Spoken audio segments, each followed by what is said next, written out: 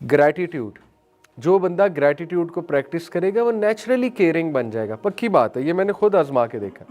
मैंने जब अपनी लाइफ में ग्रैटिट्यूड बढ़ाया, ग्रैटिट्यूड कैसे बढ़ाया, डेली कुछ ना कुछ सोचना कि अल्लाह ने मुझे कितना दिया है और कुछ लिखना भी, तो लिटरली आपकी गिविंग नेचर और बनती जाती है, क्योंकि आपका पाथवे बनता है ना न्यूरॉन्स का। जब आप वो सोचते हैं ग्रैटिट्यूड, तो आप गिवर बन जाते हैं अल्टीमेटली। इसी तरह सिरेनिटी, जो बंदा सिरेनिटी को प्रैक्टिस करेगा, पीस को, वो सेवरिंग और इंटीग्रेशन की उसे आदत पड़ जाएगी। सेवरिंग होता है कि ठहर के एक चीज़ को फील करना। ये पॉजिटिव रहने के लिए बहुत ज़रूरी है, बहुत ज़रूरी है। देखिए, एक चीज़ होती है हीलियोट्रोपिक इफ़ेक्ट, बायोलॉजी की टर्म है, ये मैं आपको दिखा भी देता हूँ। हीलियोट्रोपिक इफ़ेक्ट कहते हैं कि जब फूल पर सनशाइन पड़ती है तो वो अपने आप को फैला लेता है। जैसे सनफ्लावर है, कोई भी उस खिल उठता है ताकि वो सनलाइट को फुल एब्जॉर्ब करे। अब ब्रेन की सारी साइंस ये है, समझने की कोशिश करें। ब्रेन नेचुरली नेगेटिव है, उसके पीछे बहुत सी रीजंस हैं। उसके पीछे रीज़न ये है कि इंसान फाइट और फ्लाइट मोड में ज़्यादा रहता है, सर्वाइवल मोड में ज़्यादा रहता है, तो ब्रेन नेगेटिविटी को बहुत बहुत जल्दी पिक करता है और नेचुरली पिक करता है। खुश रहने के लिए मेहनत है, और ये अल्लाह की तरफ से टेस्ट और ट्रायल है। अगर खुशी भी बहुत नेचुरल होती, नेचुरल से मुराद ये नहीं है कि बंदा कोई अच्छी चीज़ देकर खुश ना हो, ये तो नेचुरल है। मैं बताना आपको ये चाह रहा हूँ कि खुशी में मेहनत है और गम करने में, डिप्रेस रहने में कोई मेहनत नहीं है, क्योंकि नेचुरली ब्रेन डिप्रेस होना पसंद करता है। ये साइंस है पूरी, वो साइंस एक्सप्लेन करने का मेरे पास अभी टाइम नहीं है, हम आगे चलते हैं, लेकिन ये एक फैक्ट है। तो इसलिए साइकोलॉजिस्ट कहते हैं खुश रहने के लिए खुशी वाले मोमेंट को फील करना पड़ेगा। जैसे फूल सनशाइन को ले रहा है, अपने आप को फैला रहा है। इसमें मैं आपको एक वाकया भी सुनाता हूँ। अशफाक अहमद साहब, ज़ाविया जो किताब है उनकी, शायद आप में से किसी ने कभी पढ़ी हो। अशफाक अहमद साहब बड़े हिकमत वाले वाकयात कोट करते हैं ज़ाविया में। आजकल उर्दू ज़ाहिर हम इतनी नहीं पढ़ते, लेकिन उर्दू लैंग्वेज में बहुत बहुत बहुत हिकमत है।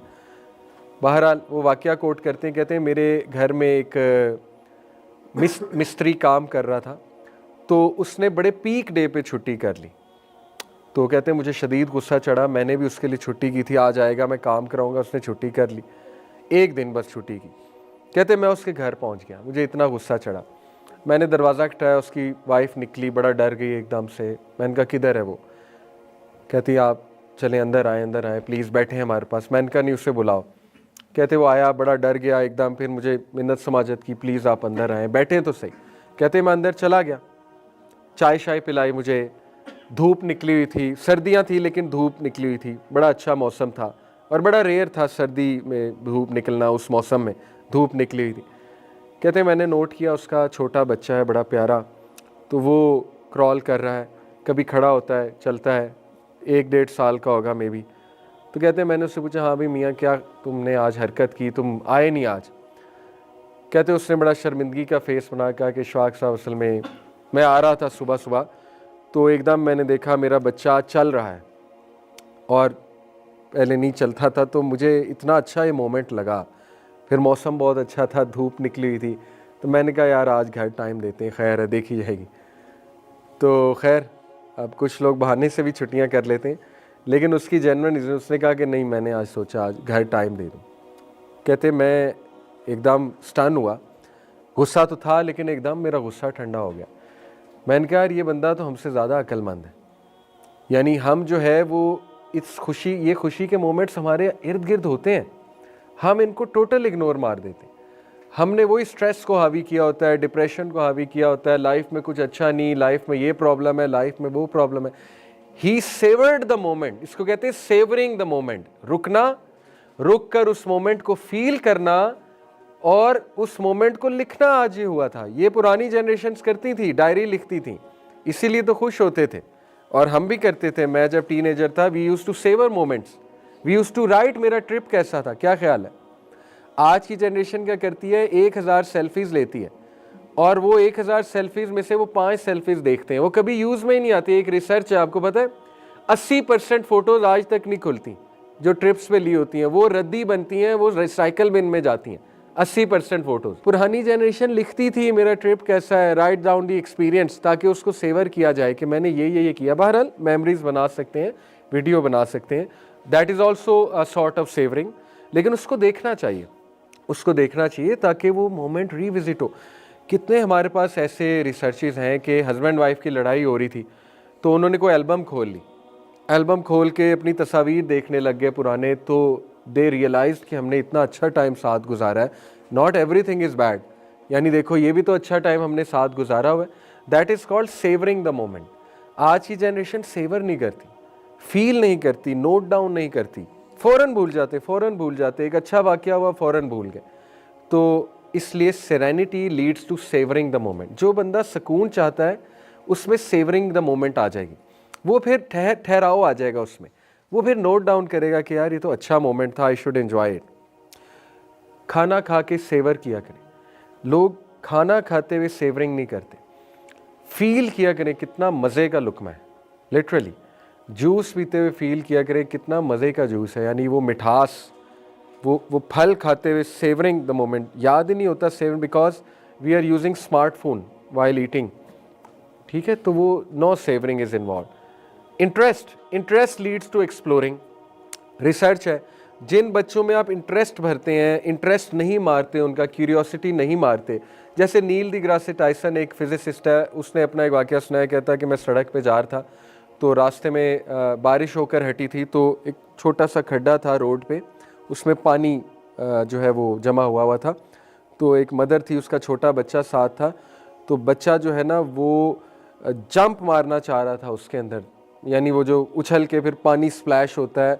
उसने एक बार ये किया तो मदर ने उसे बहुत बुरा डांटा कि ये क्या किया तुमने, कपड़े अपने गंदे कर लिए। तो कहता मुझे बड़ा हुआ कि काश ये इसे ना डांटती, काश इसे ना रोकती। बहरहाल कभी कभी मदर्स रोकती, इसमें कोई हर्ज नहीं है, उनकी कोई रीज़न होगी रोकने की। लेकिन I am trying to make a point कि बच्चों में इंटरेस्ट और क्यूरियोसिटी को नहीं रोकना चाहिए। जैसे कार्ल सेगन बहुत बड़ा फिजिसिस्ट था, उसने बड़ी प्यारी बात की। उसने कहा मैं एक स्कूल में गया, पहले किंडरगार्टन क्लास में गया, इतने सवालात थे उन बच्चों के, why the sky is blue, why the plant is green, ठीक है, why the sun is big, how does earth move, सवाल ही सवाल। कहता मैं इतना खुश हुआ। फिर कहता मैं 12th ग्रेड में गया, high school, dead zombies, no question. तो कहता something happened between these 12 year. What happened? उनकी क्यूरियोसिटी मारी गई है, उनके सवाल दबाए गए हैं, ठीक है ना। तो बहरहाल ये एक अलग टॉपिक है, एजुकेशन सिस्टम क्या करता है हमारे साथ। Anyway, interest leads to explore. आपने अपने बच्चे को एक्सप्लोरर बनाना है, इंटरेस्ट बिल्ड करें उसके अंदर। Hope leads to yearning for positive. देखिए जो बंदा होप को प्रैक्टिस करेगा, होप एक साइंटिफिक कॉन्सेप्ट है। आप होप को एब्स्ट्रैक्ट कॉन्सेप्ट ना समझें। एब्स्ट्रैक्ट होता है कि जिसका कोई सर पैर नहीं है, बस एक हवाई बात है, उम्मीद करो।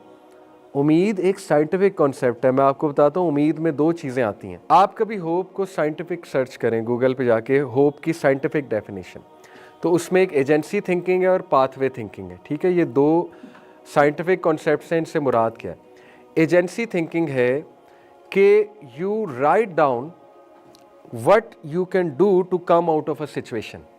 होप का तकाजा ये है कि आप बहुत बुरे फंसे हुए किसी सिचुएशन में, तो एजेंसी थिंकिंग ये है कि सारी एजेंसीज लिखें कि मैं इस सिचुएशन से निकल कैसे सकता हूँ। फॉर एग्जांपल दुआ करके, फॉर एग्जांपल अल्लाह के आगे गिड़गिड़ा के, फॉर एग्जांपल किसी की मदद पकड़ के, फॉर एग्जांपल गुनाह छोड़ के, फॉर एग्जांपल हराम को तर्क करके, फॉर एग्जांपल जो है हिजरत करके। कई मौके अल्लाह ने दिए। एजेंसी थिंकिंग बहुत है अगर आप सोचें। कुरान में तो यहाँ तक आता है कि फ़रिश्ते उन लोगों की जब रूह निकाल रहे होंगे जो अमल नहीं कर सके दीन पे, तो फरिश्ते उनसे सवाल करेंगे कि तुम हिजरत नहीं कर सकते थे, अल्लाह की इतनी बड़ी थी अर्थ, तो तुमने क्यों नहीं हिजरत की। कुरान तो प्रमोट करता है एजेंसी थिंकिंग को कि do something to change your situation. ये मिसाल है, एक्सट्रीम देना तो नहीं चाहिए, लेकिन इसको अप्लाई ना फ़ौरन कोई कर ले। अगर किसी की मैरिज बहुत बहुत बहुत बहुत बहुत टॉक्सिक है, मैंने 4 बार बहुत इसलिए कहा है कि इसको एम ही अप्लाई ना कर लेना, एक्सट्रीम सिचुएशन है, तो क़यामत वाले दिन सवाल होगा कि तुम्हें वे आउट दिया था, तुमने क्यों नहीं अडॉप्ट किया। तुम्हें तवक्कल की उम्मीद दिलाई थी अल्लाह ने सूरह तलाक में, why didn't you adopt it? तो agency thinking is part of hope कि do something, right down what I can do. और पाथवे थिंकिंग क्या है? पाथवे थिंकिंग है कि अब पाथवे क्या है, कर मैं ये सकता हूं, अब इसका पाथवे क्या है, करना कैसे है। तो होप एक साइंटिफिक कॉन्सेप्ट है, होप को एब्स्ट्रैक्ट कॉन्सेप्ट ना समझें, ठीक है। और इस्लामिक होप यही है कि राइट डाउन तुम क्या क्या कर सकते हो और उसके बाद वो करो जो तुम करना चाहते हो। ओके, होप, जो बंदा होप प्रैक्टिस करता है उसमें पॉजिटिव चेंज की तड़प आ जाती है, हर चीज़ में फिर वो पॉजिटिव चेंज आता है। ये एक प्रैक्टिस करके देखें आप। Pride leads to dreaming big. इसी तरह amusement leads to shared laughter inside. जो बंदा अम्यूज़ होता है, बहुत ज़्यादा अम्यूज़मेंट को सेवर करता है, वो बंदा दूसरों को भी अम्यूज़ करने लगता है, ठीक है, अच्छा एक प्यारा इंसान बन जाता है। इंस्पिरेशन, जो it aspires you to excellence. जो बंदा इंस्पिरेशन का कायल होता है, इंस्पायर होता है, वो बड़ा करता है ना, कुछ बड़े बड़े काम वो करता है। वो फिर उन लोगों की बायोग्राफीज पढ़ेगा जिन्होंने इंस्पायर किया ह्यूमैनिटी को, वो फिर खुद कुछ एक्सीलेंस की तरफ जाएगा और अल्टीमेटली लोगों को इंस्पायर करके ज़िंदगी गुजारेगा। All leads to accommodating the new. ये साइंटिफिक कॉन्सेप्ट है कि हर positive emotion leads to some action, leads to some habit. और सुभान अल्लाह, love leads to everything. Research है कि love leads to all these skills, play, creative giving, savoring and integrating, yearning for positive change, exploring, dreaming big, everything। इसीलिए नबी सल्लल्लाहु अलैहि वसल्लम का सबसे हावी इमोशन उनकी थ्रू आउट लाइफ में क्या है? लव।